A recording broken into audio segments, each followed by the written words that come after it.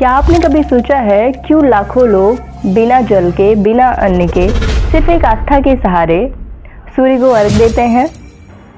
ये कहानी है छठ पूजा की, भारत की सबसे पुरानी और अद्भुत आराधना, जिसे ना कोई पंडित, ना शास्त्र, बल्कि लोक आराधना ने जन्म दिया था। नमस्कार, this is Jyoti Dwivedi from ज्योतिष फेयर। आइए जानते हैं छठ पूजा का महत्व। महाभारत के समय द्रौपदी के ऊपर संकट के बादल छा गए थे। पांडव वनवास पे थे और उनके पास भोजन तक का प्रबंध नहीं था। उस समय द्रौपदी माता ने परेशान होकर सूर्यदेव की आराधना शुरू की। उन्होंने सूर्यदेव से कहा कि हे प्रभु, आप तो जगत के पालन करता है, सबकी रक्षा करते हैं, सबको ऊर्जा प्रदान करते हैं, हमारा भी थोड़ा ध्यान रखिए, हम पर भी अपनी दृष्टि बनाइए। उनकी उपासना के फलस्वरूप सूर्यदेव प्रकट होते हैं और उनको आशीर्वाद देते हैं। कहते हैं कि द्रौपदी, तुम्हें ये अक्षय पात्र प्राप्त होता है, जिसमें जब तक तुम न भोजन कर लो, कोई भी दुनिया का भूखा नहीं रह सकता। इस दिव्य आशीर्वाद के बाद छठ पूजा का आरंभ होता है। एक ऐसी आराधना जिसमें सूर्यदेव के साथ उनकी पत्नी उषा और प्रत्युषा दोनों का आह्वान किया जाता है, क्योंकि उषा और प्रत्युषा मानव जीवन में प्रभात और संध्या के संतुलन को बनाए रखती हैं। 25 वर्ष पहले की बिहार की एक अत्यंत प्रचलित कथा ये है कि एक माँ जो अपने बेटे के लिए व्रत करती है, उनका बेटा मरना सन्न था। उन्होंने 36 घंटे का कठिन व्रत धारण किया। उन्होंने जल तक ग्रहण नहीं किया और सूर्यदेव को अर्घ दिया। आज उनका बेटा आर्मी में कार्यरत है। ये कोई कहानी नहीं है, बल्कि भारत के हर घाट, हर गली और हर माँ के हृदय की सच्चाई है। उनके घर के बाहर ये लिखा हुआ है कि सूर्यदेव हमारे घर आए थे।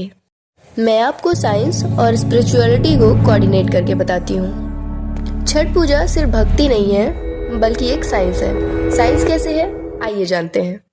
जब हम जल में खड़े होकर सूर्यास्त और सूर्योदय के समय सूर्य को अर्घ देते हैं, तो सूर्य की जो रेज हैं वो डायरेक्टली बॉडी के एनर्जी पॉइंट पर पड़ती हैं। एनर्जी पॉइंट पर पड़ने की वजह से वो बॉडी को डिटॉक्सिफिकेशन करता है और सूर्य की ऊर्जा से हमारा माइंड काम और बॉडी रेजोनेट करती है। कुछ साइंटिस्ट इसे ये भी कहते हैं कि ये दुनिया का सबसे नेचुरल सोलर थेरेपी है।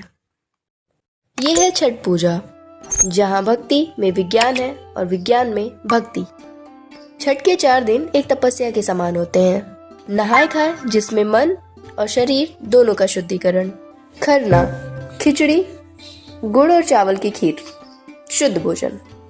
संध्या अर्घ, सूर्यास्त के समय अर्पण, दुखों और कष्टों का विसर्जन। उषा अर्घ, सूर्योदय के समय नई शुरुआत, नई प्रेरणा। यहाँ हर कदम में एक मौन तपस्या है, जिसमें श्रद्धा और प्रकृति दोनों एक सुर में मिल जाते हैं। सूर्य को अर्घ देते वक्त आपके हाथ का जो जल है, जब वो 2 बिंदुओं में टूटकर चमकता है, तो जो दूसरा बिंदु होता है वो आपकी मनोकामना को लेकर सूर्यदेव तक जाता है, ऐसा कहा जाता है। और सूर्य देवता कहते हैं, मैं सब देखता हूँ, सब सुनता हूँ। ये थी सूर्य उपासना की एक अनकही कहानी। मैं हूँ ज्योति द्विवेदी और आप देख रहे हैं द अनसीन इंडिया, जहाँ हर परंपरा के पीछे छिपा है एक अद्भुत सत्य। आप सभी को छठ पूजा की बहुत बहुत शुभकामनाएं मेरे और मेरे परिवार की तरफ से। अंततः हमारा एक छोटा निवेदन, if you like the video, do like, share and subscribe ज्योतिष फेयर। आदित्य देव घटवा पे दिवाई चढ़ा